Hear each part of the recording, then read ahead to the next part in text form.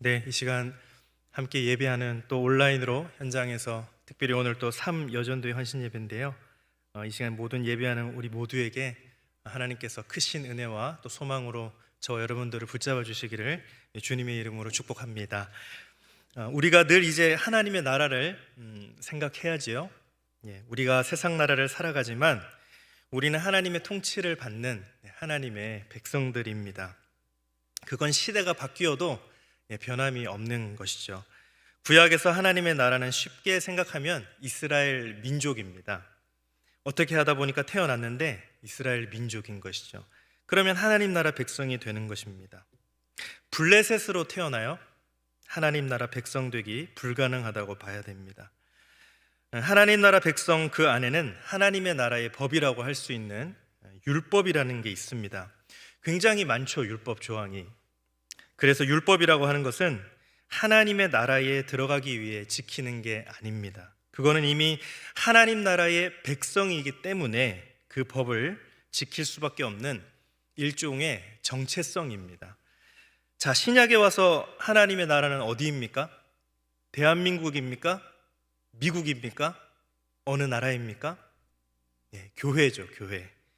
신약에서 하나님의 나라는 교회라고 볼 수 있습니다. 예수님께서 공생애를 시작하시면서 회개하라, 천국이 가까이 왔느니라 말씀하셨어요. 천국이 가까이 왔다, 내가 옴으로써 천국이 이제 시작될 것이다, 이렇게 선언하셨습니다. 그리고 주는 그리스도시요 살아계신 하나님의 아들입니다 라고 하는 이 베드로의 고백 위에 내 교회를 세우겠다 말씀하셨습니다. 그러면서 또 내가 내게 이르노니 너는 베드로라, 내가 이 반석 위에 내 교회를 세우리니 음부의 권세가 이기지 못하리라. 하나님의 나라를 세우겠다라는 것입니다. 더 이상은 이스라엘이라고 하는 어떤 그 민족적 출신 성분을 뛰어넘어서 누구나 예수를 그리스도로 고백하는 자는 다 하나님의 나라 안으로 들어오겠다라고 예수님이 선언하신 겁니다. 세상 모든 사람들에게 열린 하나님의 나라예요. 간혹 전도하다 보면 오해하시는 분들이 있습니다. 그 유대교, 유대인들이 믿는, 그 팔레스티안들이 믿는 그 외국 종교를 왜 믿냐, 이렇게 말씀하시는 분들이 있어요. 그건 복음을 잘 모르시기 때문에 이렇게 하시는 말씀입니다. 지금은 하나님의 나라가 모든 열방의 사람들에게 다 열려 있습니다. 그 열린 하나님 나라의 백성들이 지켜야 되는 법이 뭐죠? 하나님을 사랑하고 이웃을 사랑하는 그 사랑의 법, 성령의 법을 지키는 것입니다. 그러니까 구약 시대나 신약 시대나 원리는 똑같습니다. 다만 달라진 것은 이스라엘 민족이 하나님의 나라가 아니고 교회가 하나님의 나라다.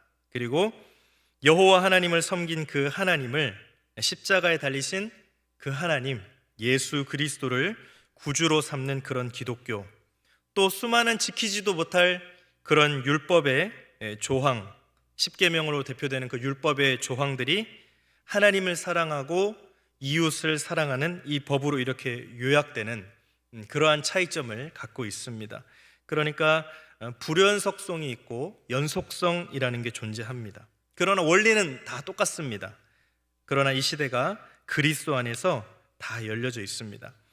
정리를 해보자면, 첫째, 교회는 하나님 나라 공동체다. 교회는 하나님 나라의 공동체다. 두 번째로, 교회는 예수님을 주인으로 고백하는 공동체다. 또 세 번째, 교회는 하나님을 사랑하고 이웃을 사랑하는 공동체다. 여러분, 이 세 가지의 정체성을 잃지 않으면 그 공동체는 규모와 상관없이 하나님의 나라 교회다 하는 것입니다. 볼품이 없어 보이고, 교회가 예를 들어서 상가에 있고 저렇게 성도가 없는데 거기도 교회인가? 그런데 이 세 가지 정체성만 잘 지키면 거기는 하나님의 나라 교회다 하는 것입니다. 그러나 아무리 좋은 일을 많이 하고 막 화려해 보이고 이렇게 눈에 띈다 할지라도 이 세 가지의 정체성 중에 한 가지만 잃어버려도 그것은 교회가 아니다 하는 것입니다. 복지단체 교회 아닙니다. NGO 교회 아닙니다. 교회는 이 세 가지를 꼭 가지고 있어야만 합니다.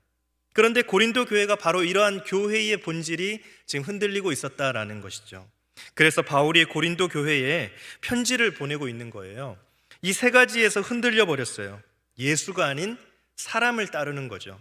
아볼로니, 바울이니, 또 베드로니 하는 사람을 따라가는 교회가 돼버리고 말았습니다. 그러다 보니까 하나님이 통치하시는 하나님의 나라가 아니라 사람들에 의해서 좌지우지되는, 사람들이 세력화되고 사람들이 권력화되는 그런 사람들끼리의 종교로 지금 고린도 교회가 전락하고 있다 말하고 있는 것입니다. 그러다 보니까 시기와 분쟁이 일어나지요. 하나님을 사랑하지 못하고 이웃을 사랑하지 못하는 사랑의 법이 깨어져 버리는 그런 영적인 심각한 위기가 지금 고린도 교회가 봉착했다 하는 말입니다. 자, 그러면 도대체 뭐가 문제냐? 어디서부터가 잘못되었는가? 그래서 사도 바울은 교회의 본질에 대해서 지금 상기시키고 있습니다. 여러분, 우리는 이 코로나 시대를 통과하면서 반드시 교회가 가져야 될 본질을 회복해야 되고, 그동안 우리가 불필요하게 세상적인 방법들을 흉내내고 했던 것들을 다 정리해야 될 줄로 믿습니다. 본질을 회복해야 되죠. 교회는 절대로 정치 세력을 만들어서 서로 정쟁하는 집단이 아니고, 길거리에 나가서 정치하는 것도 아니고요, 더구나 이익 집단도 아닙니다. 경제적인 이익 집단이 아닙니다. 뭘 남기려고 할 필요도 없고. 그럼 교회는 뭐 하는 곳입니까?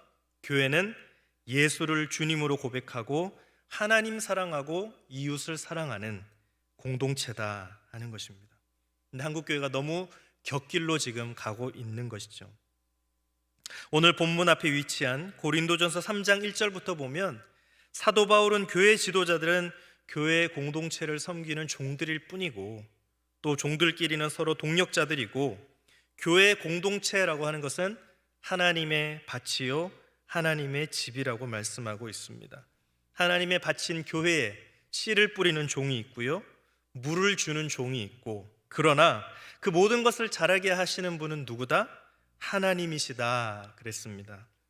또 하나님의 집인 교회 역시도 기초를 놓는 사람이 있고, 그 기초 위에 건물을 세우는 사람이 있는데, 생략되었지만 그 모든 것을 가능하게 하시는 분은 누구라고요?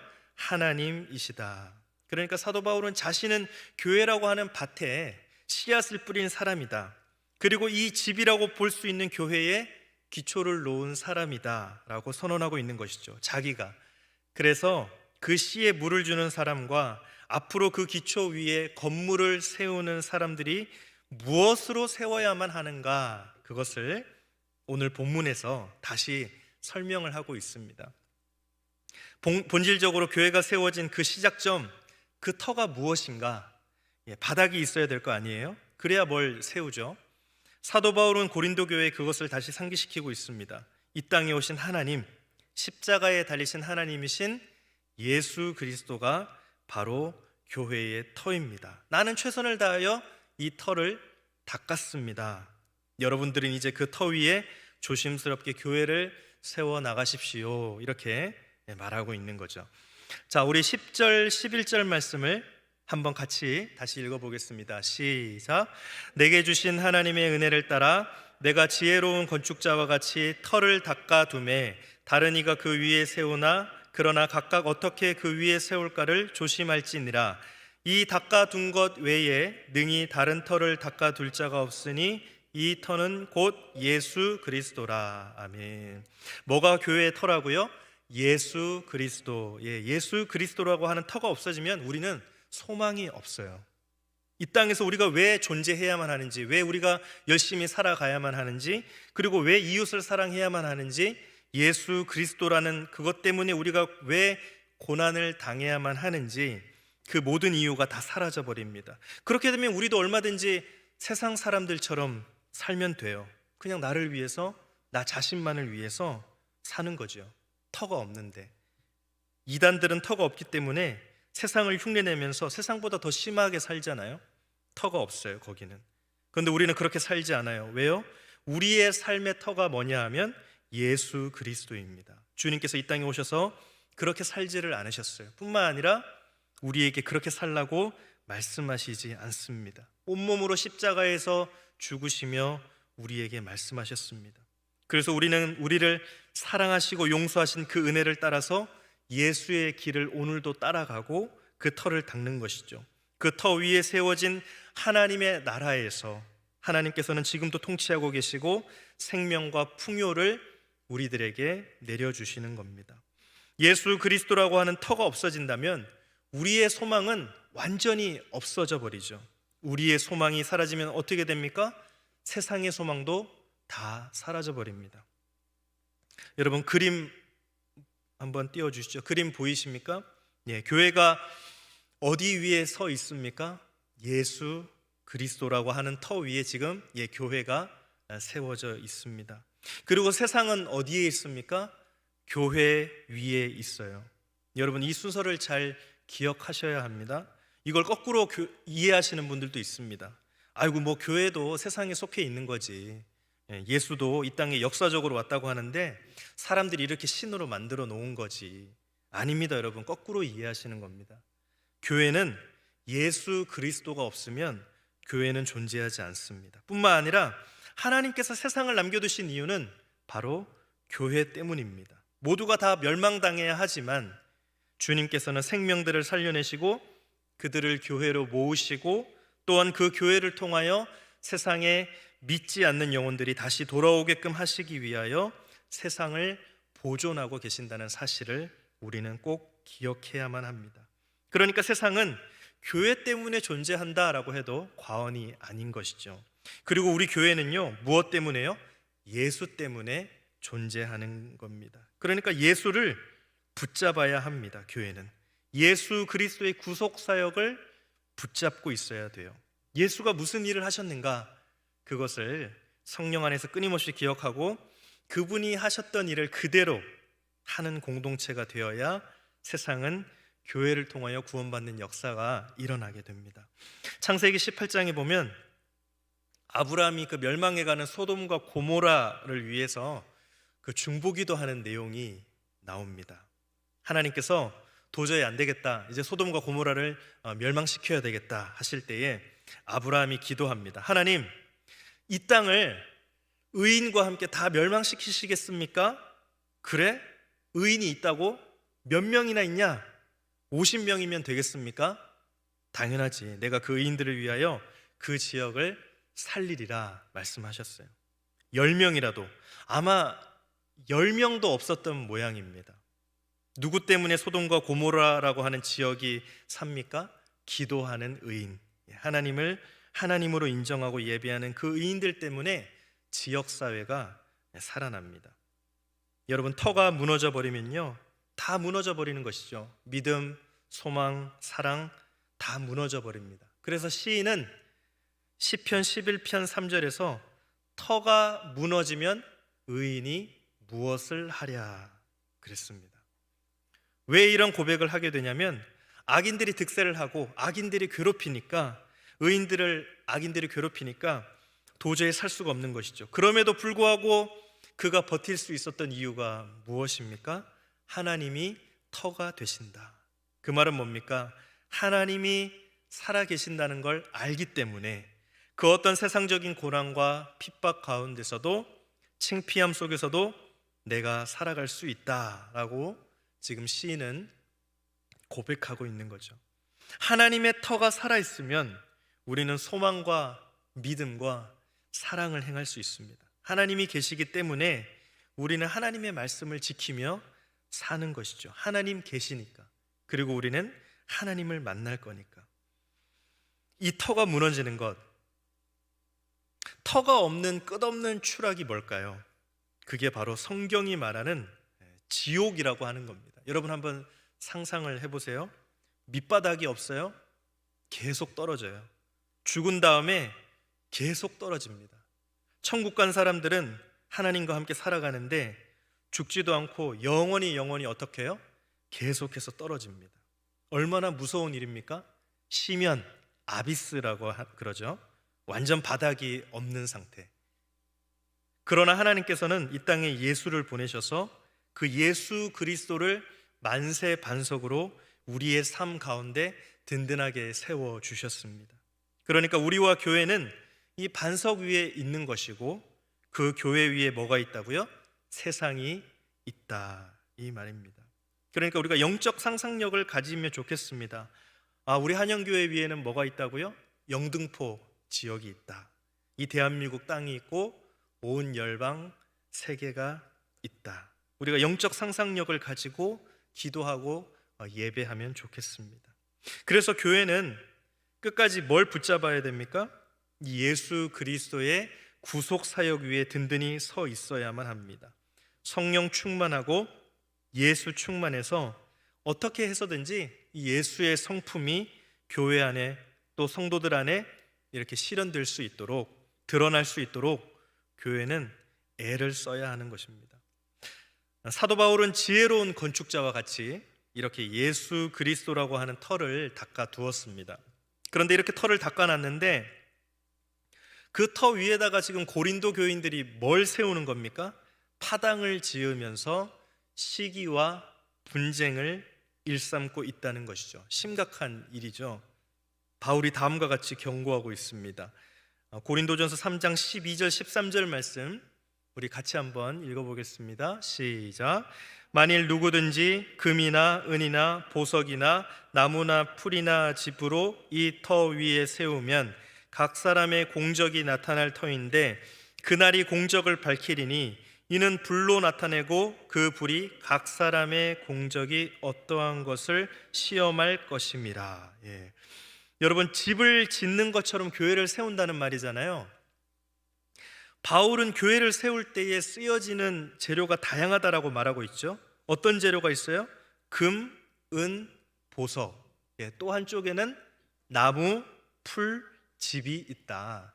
그런데 그 재료가 무엇이건 간에 그것은 최후의 심판의 때에 그 실체가 어떻게 된다라고요? 드러나게 돼 있다라는 것입니다. 그 사람이 뭘로 지었느냐, 그 공동체가 교회를 어떻게 세웠느냐가 지금은 안 드러난다는 것이죠. 지금은. 그런데 나중에 불심판에 의해서 타버릴 것은 다 타버리고 뭐가 타겠어요? 쉽게 재료를 구할 수 있는 것, 누구나 지으려고 하는 것, 나무, 풀, 집은 다 타버린다는 것이죠. 불에. 그런데 놀랍게도 불을 통과하면 통과할수록 더 단단해지고 더 빛나는 게 있는데 그게 뭡니까? 그게 바로 금과 은과 보석입니다. 고린도 교회는 특이한 광물들이 많이 있었다고 그래요. 고린도 광물이라고 아예 할 정도로 구리, 텅스텐 같은 건데 하여간 그거는 불을 통과하면 할수록 더 단단해지고 더 빛나고 시간이 지나면 지날수록 더 반짝반짝해지고 빛나고 이렇게 단단하게 빛나게 된다라는 것이죠. 우리가 각자 조심해야 할 것이 바로 이 점입니다. 이 땅에 하나님의 나라인 교회를 세운다고 할 때 열심을 내지 않는 사람은 아무도 없습니다. 다 열심을 냅니다. 그러나 그 마음, 그 동기가 뭐냐 하는 거지요. 그 지향점이 뭐냐 하는 거지요. 그리고 그 사용하는 방법이 과연 어떠한 방법이냐 하는 것을 하나님께서 마지막 때에 다 체크하신다는 겁니다. 다 나름대로의 뭐가 있다는 거예요? 공적이 있다는 것입니다. 이 공적이라고 번역된 단어는 너무 긍정적으로 번역이 되어 있습니다. 이건 이제 일이라는 뜻이에요. 사람이 하는 일, 교회가 하는 사역, 그런 말이에요. 중립적인 단어입니다. 그러니까 뭐 하든 어쨌든 모든 사람은 다 공적이 있습니다. 일이 남아요, 나중에. 그런데 그 공적은 사람의 관점이 아니라 하나님의 관점에서 통과되어야 한다, 그 말입니다. 자, 여러분, 공적이라고 하는 것은 구원의 조건이 됩니까, 안 됩니까? 인간의 공로가 구원의 조건이 됩니까, 안 됩니까? 안 되죠. 이건 우리가 분명히 정리를 하고 가야 합니다. 우리 공로, 이거 구원의 조건이 아닙니다. 그런데 하나님의 사역을 감당하면 다 공로로 남습니다. 뭐 찬양대도 그렇고 저도 그렇고 여기 예배자들도 그렇고 여러분들도 그렇고 또 전도에도 그렇고 헌금에도 그렇고 다 기록이 됩니다. 다 일일이 하나님의 기록에 다 남습니다. 이거는 구원의 조건이 아닌데 문제는 공로로 남는데 있으나 마나한 헛된 공적이 있습니다. 자기가 좋아서 하는 것이죠. 심지어는 하나님의 나라에 방해가 되는 공적이 있다는 거예요. 어떤 게 있을까요? 자기 열심, 자기 우상화, 자기 위로, 자기 세력화, 복음이 아닌 세속적인 방법. 십자가에 달려 죽는 방법이 아니라 내가 누군가를 이겨내고 권세를 부려서 군림하는 그런 세속적 방법은 다 하나님 나라의 방해물이 된다는 거죠. 그렇게 해서 교회가 세력이 커진다고 해서 하나님의 관점에서 과연 옳은 것이냐? 절대 옳은 게 아니다라는 거죠. 여러분 개인적으로도 여러분들이 무슨 봉사를 하건 간에 예수 그리스도의 정신 위에 서 있지 않으면 다 헛된 것이죠. 더 나아가 하나님 나라의 불순물을 들어오게 만드는 것이고 심지어는 방해가 된다는 것입니다. 그러니까 이게 우리가 조심해야 될 것이죠. 그렇다면 그분들은 구원을 못 받는가? 구원 받습니다. 왜 그렇습니까? 공적이라고 하는 것은 그것이 의미가 있건 의미가 없건 간에 구원의 조건이 되지 않기 때문입니다. 15절 말씀을 한번 볼까요? 한번 같이 읽어보겠습니다. 시작. 누구든지 그 공적이 불타면 해를 받으리니 그러나 자신은 구원을 받되 불 가운데서 받은 것 같으리라. 구원을 받습니까? 안 받습니까? 구원을 받습니다. 하지만 부끄러운 구원이다, 이렇게 이야기합니다. 오늘날 이 땅의 교회들을 돌아보게 됩니다. 이 땅에서 나무와 풀로 집으로 아무리 화려하게 높이 하나님의 나라를 세운다고 해도 그것은 하나님의 나라에 들어갈 때 다 타버리고 말 것입니다. 절대로 부러워하지 마십시오. 그리고 흉내도 내지 마십시오. 여러분과 제가 하나님의 사역을 할 때 인간적인 욕심과 방법으로 한다면 우리의 터인 예수는 사라질 것이고 사람들의 공적만 남게 될 것입니다. 그러면 우리는 마치 불난 집에서 겨우 탈출한 것처럼 부끄러운 구원을 받게 될 거예요. 저는 예수님 앞에 섰을 때 그러고 싶지 않아요. 상상만 해도 끔찍하잖아요. 저는 여러분들도 그런 구원을 받지 않기를 간절히 소망합니다. 우리는 우리의 가장 귀한 것, 가장 소중한 것, 즉 예수 그리스도의 말씀을 따라 성령 안에서 교회를 세워나가야 될 줄로 믿습니다.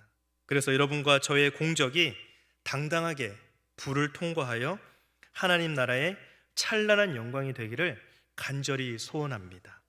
우리의 상은 하늘에 있는 것이죠. 하늘나라에 가면 우리의 상이 있다고 그랬잖아요. 심판의 불, 구원의 불을 통과한 사람의 공적은 하늘나라의 상을 주어지게 된다. 하늘나라의 상으로 주어지게 된다. 지금 14절에서 이렇게 말하죠. 만일 누구든지 그 위에 세운 공적이 그대로 있으면 상을 받고, 상을 받는다고 그랬어요. 문제는 뭐냐 하면 도대체 이 상이 뭐냐 하는 것이죠. 구원의 조건이라 그랬습니까? 아니라 그랬습니까? 아니라 그랬잖아요. 구원은 값없이 주는 하나님의 전적인 은혜입니다. 그렇다면 도대체 공적이라고 하는 것은 하늘나라에서 상을 받기 위한 조건인가? 이게 무슨 말이냐면, 상이 있어? 그래, 나 거기 가서 상 받아야지. 그래서 막 열심히 이제 이렇게 하는 것이죠. 이게 바로 공로설이라고 하는 겁니다. 공로설. 카톨릭이 여기서 넘어져 버렸어요. 무슨 말이냐면 이게 이런 행위를 통하여 구원받는 것은 아니지만 우리의 열심과 공로로 인하여 하늘나라의 상을 받게 된다는 건데, 예를 들면 이런 겁니다. 이 땅에서 하는 전도, 헌금, 봉사 기록에 다 남는다 그랬잖아요. 그런데 그것이 공로가 되어서 하늘나라에 가서 기와집에 살지 초가집에서 살지가 결정된다고 하는 것이 바로 공로설이라고 하는 겁니다. 여러분 어떻게 동의하십니까? 네, 동의하시면 안 되죠. 큰일 납니다. 우리가 이거는 그럴듯하게 들리지만 하나님 나라라는 완전한 상태와는 모순되는 말입니다. 여러분, 우리가 하나님의 나라에 들어갈 때에 부족해서 들어가는 건가요? 거기에 무슨 차별이 있습니까? 거기에 무슨 경쟁이 있습니까? 거기에 무슨 시기가 있습니까? 없죠. 그런 게 하나님 나라 완전한 상태로 들어가는 것입니다. 그런데 이게 뭐가 거기에 필요하겠습니까? 그럼 공로에 따른 상이 뭐냐는 거죠. 여러분은 뭐라고 생각하십니까? 저도 잘 이렇게 모르겠어가지고 여러분들에게 여쭤봤습니다. 당신은 천국 가면 하나님께 무슨 상을 받고 싶어요? 당신은 천국 가면 하나님께 무슨 상을 받고 싶어요? 대체로 많은 분들이 이렇게 말씀을 하시더라고요. 상은 뭐 별게 있나요? 하나님이 나를 알아봐 주시고 하나님이 나를 인정해 주시면 되지. 뭡니까 여러분? 우리가 천국에 가서 받을 상이라고 하는 게 뭐예요? 금처럼 은처럼 보석처럼 남습니다. 뭐가요? 이 땅의 삶이 그대로 남아서 나중에 주님 앞에 설 때에 주님 보시기에 어떻다는 것입니까? 찬란하게 빛난다. 뭐가 빛나겠습니까? 천국에 올라갔을 때 많은 증인들 앞에서 왔어? 반갑다. 내가 다 보고 있었어. 야, 너 고생 참 많았다. 잘했다. 잘했어. 인정해 주시는 거, 칭찬해 주시는 거, 그게 바로 상이라는 것입니다. 여러분들에게도 한번 질문을 드리고 싶습니다. 나중에 이 땅의 삶을 끝내고 하늘나라에 들어가서 여러분 하나님께 무엇을 받고 싶으십니까? 공로라고 주장했으나 결국에는 아무것도 남지 않아서 겨우 불난 집에서 도망치듯 구원받는 것은 아니겠지요? 생명을 다해 금과 은과 보석 같은 가장 소중한 것으로 이 땅에서 교회를 세워가므로 야, 고생 많았다. 내가 다 알고 있었다 하시는 그 하나님의 칭찬 아니겠습니까? 이미 이 땅에서 예수의 복음으로 했으며 고생하는 그 자체가 상입니다. 그것이 하늘나라에서 하나님께서 칭찬해 주실 금과 은과 보석이기 때문에 그렇습니다. 내 고생하는 것 옛 야곱이 돌베개 베고 잠 갔습니다. 꿈에도 소원이 늘 찬송하면서 주께 더 나가기 원합니다. 주님만 배울 수 있다면, 주님께서 나를 알아봐 주시기만 한다면 복음을 위한 나의 고생이 아무것도 아니라는 거잖아요. 아무도 알아주지 않아도 하나님께서 알아주시기만 하면 나는 남은 생에 찬송하며 갈 겁니다 하는 말 아닙니까? 그렇기 때문에 나는 바로 지금 바로 여기에서 복음을 심고 물을 주는 것이고 터를 닦고 집을 세워 나갑니다. 그 자체가 기쁨이죠. 아무도 인정해 주지 않아도 됩니다. 보상이 없어도 됩니다. 왜입니까? 주님이 아시는데 주님이 인정해 주실 것인데요. 사랑하는 성도 여러분, 지금 가족 구원을 위해서 또 교회의 복음 사역을 위하여 하는 모든 일을 하나님께서 다 알고 계십니다. 여러분이 하늘나라에 들어갈 때 예수님께서 맞이해 주시고 금과 은과 보석처럼 찬란하게 빛나는 여러분들의 고생을 위로해 주시고 많은 사람들 앞에서 인정해 주시고 자랑해 주실 때에 우리는 그때에 기쁨의 감사의 눈물을 흘리게 될 것입니다. 사랑하는 여러분, 예수 그리스도의 터 위에 세워 나갑시다.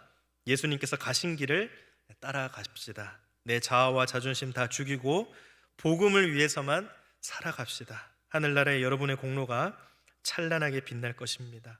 주님께서 절대 잊지 않으시고 모른 척 아니하시고 인정하고 칭찬해 주실 하나님의 놀라운 상을 모두가 다 받아 누리시기 바랍니다. 오늘 우리의 복음 사역은 하늘나라에서 찬란하게 빛날 것입니다. 기도하겠습니다. 하나님 아버지 감사합니다. 이 오후 시간에도 주의 백성들을 부르셔서 주님을 고백하며 예배할 수 있도록 도와주시니 감사합니다. 우리 한영교회를 더욱더 기억하셔서 정말 예수 그리스도의 그 터 위에 세워진 든든한 교회가 되도록 도와주옵소서. 세상을 부러워하거나 세상을 흉내내지 않도록 인도하시고 오직 예수님께서 이 땅에 오셔서 하셨던 그 방법대로만, 그 모습 그대로만 따라가는 교회의 공동체가 되게 하여 주옵소서. 하나님 아버지, 우리 한영교회에게 이 영등포 사회와 또 대한민국과 세계 열방을 맡겨주셨습니다. 하나님께서 이 땅을 참고 인내하시는 것은 여전히 교회를 통하여 기도하고 중보하는 심령들 때문인 줄로 믿습니다. 살아있는 교회, 기도하는 교회가 되게 하여 주옵소서. 여전히 믿지 않는 가족들을 위해서 눈물 흘려 기도하는 주의 백성들로 인하여서 그 가족들을 보존하시고 인도하시는 줄로 믿습니다. 포기하지 않고 실망하지 않고 끝까지 기도하게 하여 주옵소서. 하나님 아버지, 세상 사람들이 몰라줘도, 세상 사람들은 전혀 모른다 할지라도 주님께서 지금 우리를 보고 계시기 때문에 정말 타고 없어질 그러한 세상적인 일들을 감당하는 자 되지 않게 하시고 금과 은과 보석처럼 영원히 남는 우리 주님께서 알아보시고 칭찬해 주시고 격려해 주시는 그 믿음의 삶을 다 살아가는 주의 백성들 되게 하여 주옵소서. 이번 한 주간도 주의 말씀으로 승리하게 하여 주실 줄 믿사옵고 살아계신 예수 그리스도의 이름으로 기도드립니다. 아멘.